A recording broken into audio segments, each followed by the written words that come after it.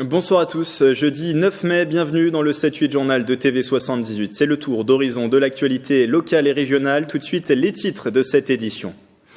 Souhaitez-vous le maintien de la prison en centre-ville? C'est la question posée par Poissy à ses habitants. La ville va lancer une consultation citoyenne sur la maison centrale du 1er au 16 juin.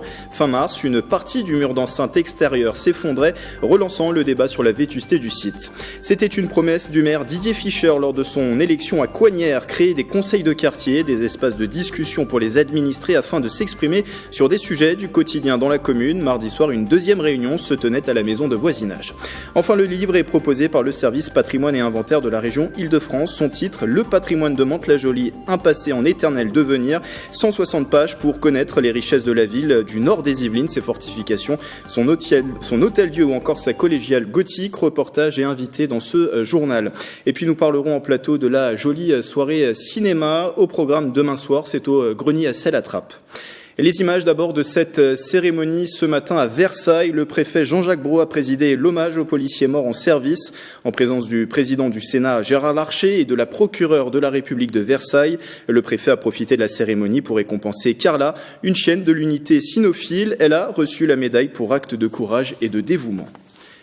Direction Poissy, souvenez-vous, le 28 mars dernier, un mur d'enceinte de la prison s'était écroulé.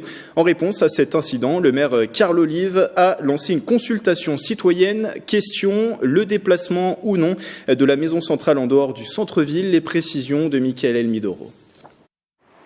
La prison de Poissy sera-t-elle déplacée? Une consultation citoyenne numérique va être lancée le samedi 1er juin par la mairie pour connaître l'avis des habitants. Une décision qui fait écho à l'effondrement survenu le 28 mars dernier d'une partie du mur d'enceinte de la prison. Notre prison est édifiée ici depuis 1821, ça fait presque 200 ans. Je ne parle même pas auparavant avec le couvent des Ursulines dans les années 1650. Elle a l'âge de ses artères et elle est de plus en plus dangereuse pour les administrés. Ils ne sont pas à l'abri d'un mur qui s'écroule. Nous souhaitons aller plus loin et je souhaite consulter les Pissiacais pour savoir si, comme nous, ils souhaitent ou non le maintien de la maison centrale en centre-ville. Pour donner leur avis, les habitants de la commune devront télécharger une application sur leur smartphone ou sur leur tablette. Le dispositif sera également accessible dans les maisons de quartier. Le vote sera quant à lui anonyme et unique. Il y aura 3 réponses possibles, oui, non ou vote blanc. Et nous avons fait appel à un organisme sécurisé proposé par notre partenaire Orange pour pouvoir rassembler l'ensemble des votes en toute confidentialité, qui est une personne qui puisse voter à la fois, évidemment. Les résultats seront dévoilés le dimanche 16 juin à partir de 11h en mairie et seront transmis au ministère de la Justice, gestionnaire de la prison.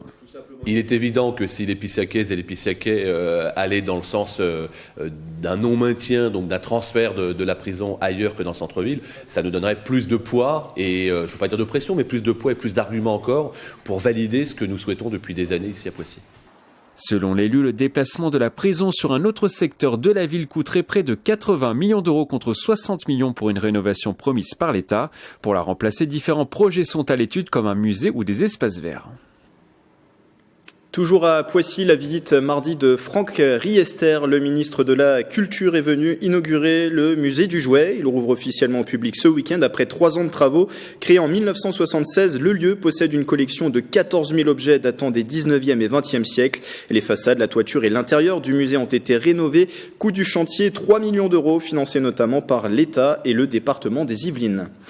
C'est une nouvelle institution à Coignères, les conseils de quartier. La commune a été divisée en 4 secteurs. Le 16 avril dernier, une 50aine d'habitants a participé à la première réunion. Et ce mardi, un deuxième rendez-vous s'est tenu à proximité de la résidence des Acacias. Le reportage de Nicolas Dandry. Faire participer les habitants à la politique de la commune, c'est l'objectif de ces conseils de quartier. Poser des questions, proposer des idées, donner son avis. Les Coignériens sont invités à s'exprimer sur tous les sujets concernant leur quartier. C'était l'occasion de poser les questions en direct au maire, de parler des sujets qui nous préoccupent en tant que citoyens. L'échange et parler des problèmes font avancer l'état du quartier. Les conseils de quartier, une promesse de campagne de Didier Fischer. Mis en place depuis son élection, le maire a décidé d'accorder une enveloppe de 30 000 € pour concrétiser les projets proposés. Ça peut être un aménagement, de passage pour piétons, ça peut être un aménagement des bacs à fleurs, ça peut être de l'éclairage. Vous voyez, ça peut être tout d'une certaine façon. Pour l'instant, rien n'est défini. Et c'est en fonction des besoins, en effet, du quartier. C'est essentiellement un rôle d'écoute. C'est une première prise de parole. C'était premier conseil de quartier sur ce secteur. Donc, c'est une découverte pour tout le monde. Je pense que le prochain sera un petit peu plus abouti et qu'on pourra apporter vraiment des réponses aux Coignériens. Coignères est découpé en 4 quartiers. Les réunions seront prévues chaque trimestre. Elles feront l'objet d'un compte-rendu mis en ligne sur le site de la ville. Elle a été lancée officiellement aujourd'hui par la région Île-de-France, la plateforme Kioz, outil gratuit et accessible en ligne ou via votre smartphone pour tous les franciliens de plus de 15 ans. Kioz vous permet d'apprendre ou de perfectionner votre anglais, votre allemand ou votre espagnol. Pour ce faire, l'application propose 1500 contenus multimédia, extraits de films, de séries télé ou encore de clips musicaux. L'objectif pour la collectivité, faire de l'Île-de-France une région multilingue.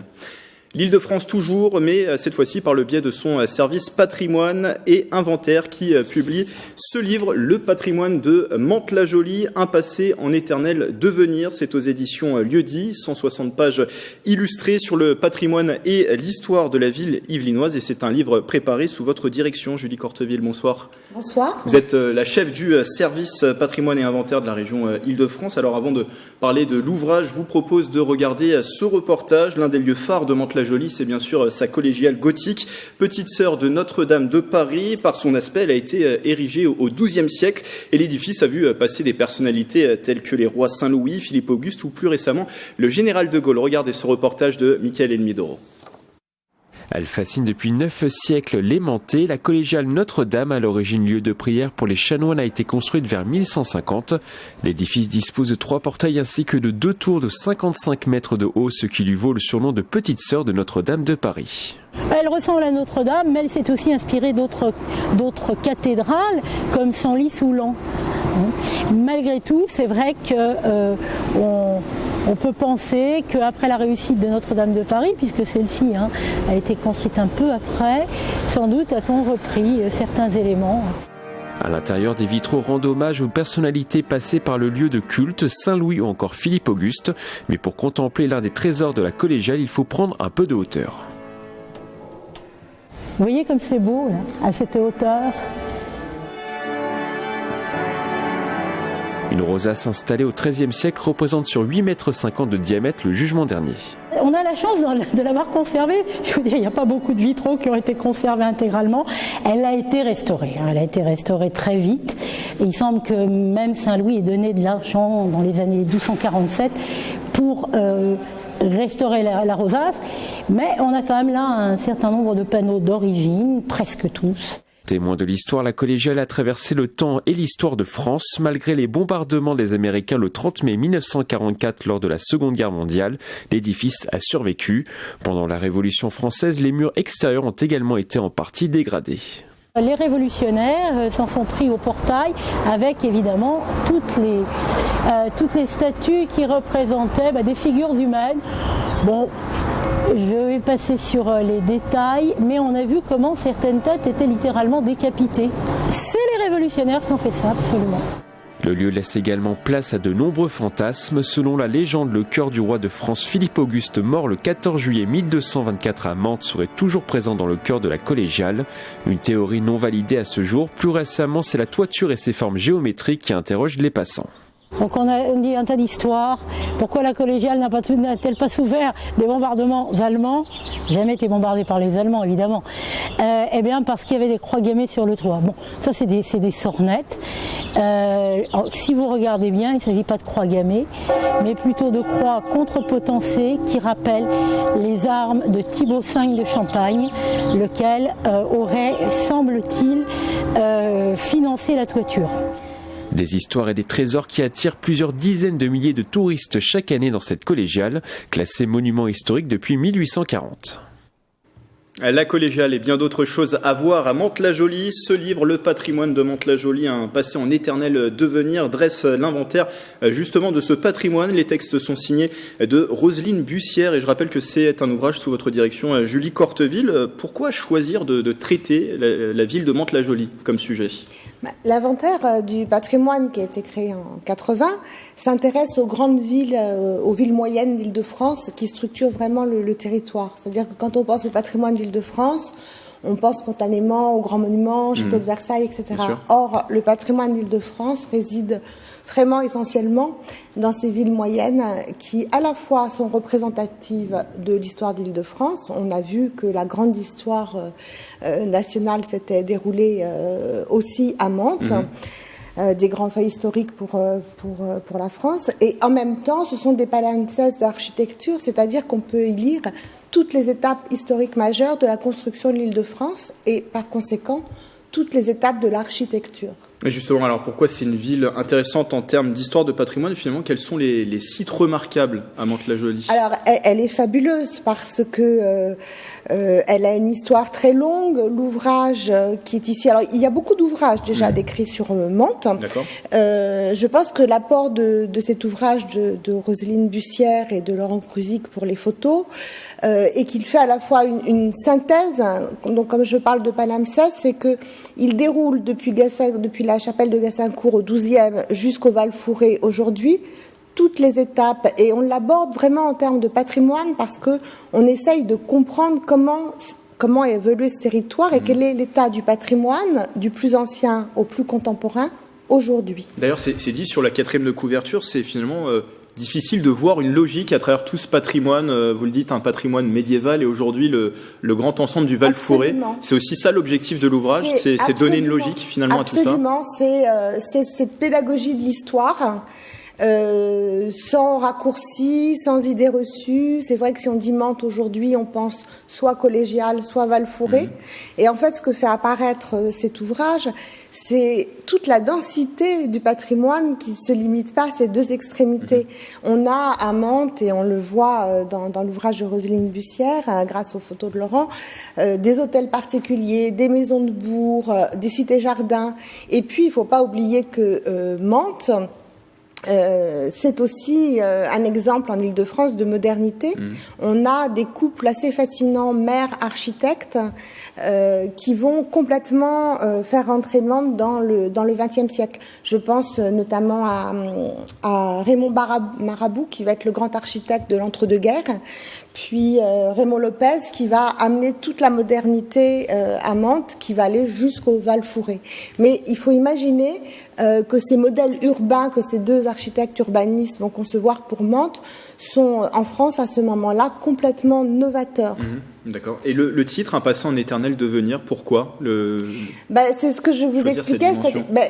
Finalement, il y a un lien entre le passé, la modernité. Absolument. C'est l'idée du palimpseste et c'est l'idée aussi de ce travail de terrain qu'on a conduit avec le CAE des Yvelines et Hélène Bouisson pendant 4 années. En associant la population, parce que là on parle du patrimoine, on a l'impression qu'on est uniquement dans l'histoire et l'histoire de l'art. C'est un travail qui a été mené de façon très étroite avec les habitants, les lycéens qui ont fait visiter leur ville, et il y a, on le voit, et cet ouvrage y répond, un réel attachement des habitants à ce patrimoine, mais dont ils connaissent en général que quelques facettes. Et qu'est-ce qu'on y trouve dans ce livre? Du texte, de la photo, c'est ça? Beaucoup de photos, avec des photos assez inédites de la collégiale. Et puis, ces photos qui font découvrir aussi la beauté de ces hôtels particuliers qu'on ne voit plus. Voilà, donc c'est vraiment redécouvrir ce patrimoine dans une logique scientifique très ouverte, accessible à tous, qui redonne les logiques sur le temps long du développement de ce territoire. Et un ouvrage de ce type, combien de temps ça nécessite pour le préparer? Combien de personnes ont travaillé sur cet ouvrage? Alors de nombreuses personnes, il y a plusieurs auteurs, la conservatrice du musée, la responsable du département du patrimoine, je vous ai dit le SAUE des Yvelines qui a arpenté avec notre chercheuse chaque parcelle, chaque rue pour hiérarchiser les éléments de patrimoine. Évidemment, Laurent Cruzy qui est un de nos photographes qui a passé beaucoup de temps justement pour essayer de montrer un patrimoine sous un jour différent. On a par exemple la façade de la collégiale, c'est un travail de montage et de prise de vue qui a pris un temps infini. La couverture avec cette façade de la collégiale, effectivement. Et qui en montre vraiment toute la majesté et la monumentalité. Donc oui, c'est vraiment un travail très large en associant toutes les forces vives de la commune, de la mairie, un travail étroit avec les équipes municipales.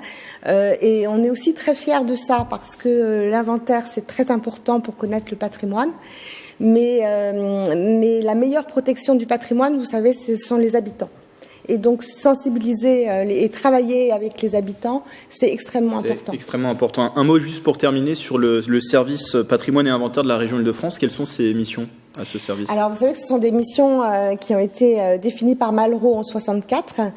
C'est recenser toutes les richesses patrimoniales d'un territoire et c'est un outil méthodologique unique. Il n'existe qu'en France. C'est arpenter le territoire parcelle à parcelle, rue à rue. Alors c'est très long. Ensuite, on repère, on prend en photo, on confronte avec les archives, avec les plans. Donc c'est un travail extrêmement rigoureux, extrêmement long, mais qui permet aujourd'hui en France d'avoir ce gisement patrimonial extraordinaire et cette connaissance du patrimoine dont on parle tant aujourd'hui. Est-ce qu'il y a d'autres projets en préparation ? Bien sûr, le patrimoine de l'Île-de-France, c'est beaucoup de choses très différentes. L'aéroport d'Orly, vitrine de la modernité des 60s, mais les théâtres art déco d'Île-de-France, mais les fermes fortifiées. Enfin, vous voyez, on couvre vraiment toute la palette du patrimoine francilien. Et je rappelle ce livre, Le patrimoine de Mantes-la-Jolie, un passé en éternel devenir. C'est disponible aux éditions Lieu-dit au prix de 24 €. Merci Julie Corteville d'être passée en plateau, chef du service patrimoine et inventaire de la région Île-de-France. Un autre patrimoine qui a été longuement en chantier permanent, c'est le château de Versailles. De nombreux projets ont été pensés du règne de Louis XIV à l'Empire et pour la première fois, ces réflexions sont présentées au public. Une exposition est organisée dans le cadre de la Biennale d'architecture et de paysage du paysage d'Île-de-France. C'est en ce moment dans la Cité Royale. Mélanie Poquier. C'est un petit bout d'un grand projet. L'aile Gabriel est construite en 1771, pensée par Ange-Jacques Gabriel, aussi créateur de l'Opéra Royal. L'architecte propose pendant 25 ans des projets au roi. Mais son projet était beaucoup plus ambitieux. Il s'agissait de reconstruire totalement le cœur du château de Versailles, de supprimer tout ce qui pouvait rappeler le premier château, le château brique et pierre de Louis XIV, pour donner une harmonie à la façade. Un chantier stoppé par la mort de Louis XV en 1774. Comme ce grand projet, l'exposition Architecture rêvée révèle les idées qui n'ont jamais été réalisées. Le château a servi de lieu d'inspiration du XVIIe jusqu'à l'Empire. Le dessin d'architecture peut être du très beau dessin. C'est aussi l'un des objectifs de l'exposition, c'est de montrer finalement ces dessins qui sont souvent peu connus, qui sont exploités par les historiens pour leur intérêt on va dire historiques, intellectuels, mais qui ne sont pas montrés finalement pour eux-mêmes, pour leur qualité esthétique. Près de 120 dessins sont rassemblés, des dessins d'architecture, des plans, des projets parfois ambitieux, comme cette utopie d'Étienne Louis Boullé, architecte du XVIIIe siècle. Son projet est véritablement d'avancer considérablement la façade et de supprimer tout ce qui visuellement bloque cette vue sur la façade. Il élargit considérablement l'avant-cour, il supprime les ailes des ministres. L'un des projets les plus grandioses, estimé alors à près de 14 millions de livres, des utopies et des réalités qui donnent un autre regard sur le palais. Et on parle de cet événement pour refermer ce journal. Une jolie soirée cinéma se déroule demain. C'est au Grenier à Sel à Trappes à partir de 20h30. Un rendez-vous pour mettre en avant des courts-métrages locaux. Et pour en parler, Julien Denervaux, bonsoir. Bonsoir. Vous êtes le vice-président et directeur artistique de Jolie Prod. C'est une association qui propose cette soirée. Alors Jolie Prod a été créée en novembre 2018, c'est ça ? Quels sont ses objectifs ? Les objectifs de Jolie Prod, c'est de créer des projets artistiques, d'en développer, de les accompagner, tout en mettant en fait en relation des amateurs et des professionnels pour promouvoir la culture locale. Et quel type de projets ont déjà pu être développés par l'association ? Essentiellement des courts-métrages parce qu'on est tous issus du cinéma. Donc le président de l'association, Olivier Salazar, avec qui j'ai créé ça, on a essentiellement fait des courts-métrages. Mais sinon, on se destine aussi à faire des concerts, du théâtre. Il y a plein de choses qui se mettent en place, dont cette jolie soirée cinéma qui arrive demain soir. On aura l'occasion de parler des autres concepts plus tard. Alors pour mettre en avant justement ces talents locaux, les jolies soirées, ça c'est un concept qui a été lancé par l'association. La première, c'est demain avec cette jolie soirée cinéma. Le concept global de ces jolies soirées, c'est quoi ? Le concept des jolies soirées, c'est de mettre en avant des talents locaux, parce que le territoire déborde de talents, d'énergie, etc. Donc l'idée, c'est de mettre en avant ces talents, de promouvoir les lieux de culture locaux, justement, donc mettre en avant aussi ces lieux, ici le cinéma, le Grenier à Sel, demain soir, et en même temps créer du lien entre ces lieux, les artistes, mais aussi entre le public et les habitants, enfin entre les artistes et le public, pardon, de créer du lien entre tout le monde, créer des synergies et mettre en compétence et en réseau des gens. C'est important de créer ces synergies, vous le disiez, c'est un bassin qui regorge de talents, il faut les aider, ces talents ?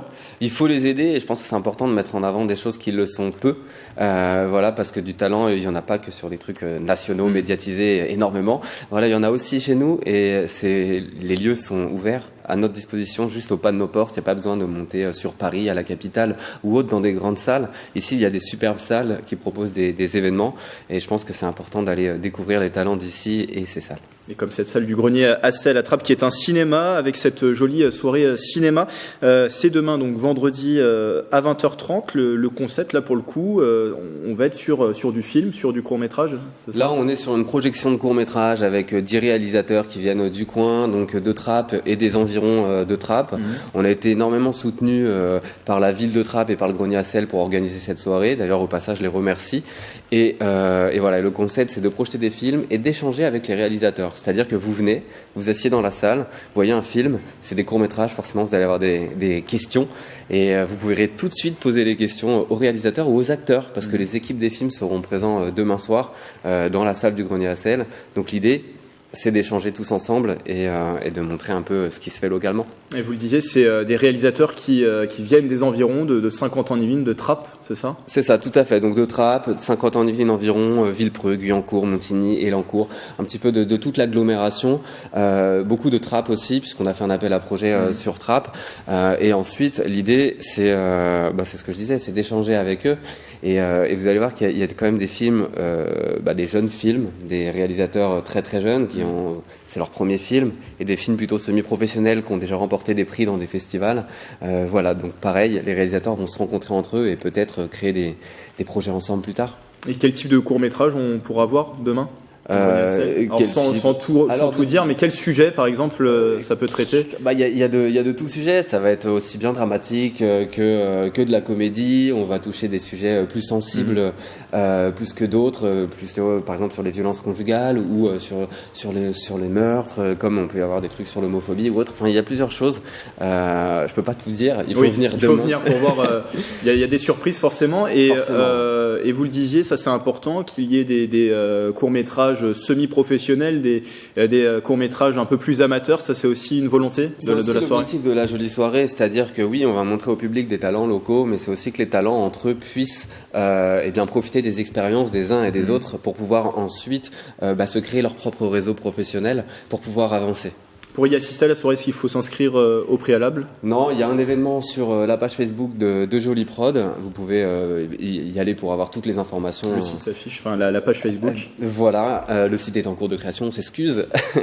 Et sinon, vous venez avec le plus de personnes possible. On n'a que 200 places, donc ramenez pas non plus 500 personnes, mais vous pouvez venir au moins à 15-20, il n'y a pas de souci. Est-ce qu'il y a un prix d'entrée ? Alors les tarifs, ce sont les tarifs du grenier à sel. D'accord. Il faut aller sur le site legrenier-à-sel.com et vous aurez tous les tarifs. Et quelles sont les autres soirées en préparation? Donc là, on aura une première soirée cinéma, les autres soirées en préparation? Alors il y a une soirée concert, je peux pas encore le dire, ça va être, ça arrive, ça sera une jolie soirée concert dans l'agglomération aussi avec des groupes locaux également, forcément dans une des salles de l'agglomération, je peux pas vous dire laquelle, mais ça sera en septembre. En tout cas, on se tient informé sur la page Facebook de C'est Jolie Prod. Merci Julien Denervaux. Merci beaucoup. D'être passé en plateau, vice-président et directeur artistique de cette association. Et je rappelle ce rendez-vous, la jolie soirée cinéma au programme demain au Grenier à Sel à Trappes à partir de 20h30. Voilà, c'est la fin de cette édition. Le 7-8 Journal, c'est à consulter également sur notre site internet et notre application mobile. Dans un instant, Marilène Yapichino vous donne quelques idées de sortie dans son émission Le 7-8 Loisirs. Quant à moi, je vous retrouve dès lundi pour une nouvelle édition d'Information locale. Belle soirée sur TV 78.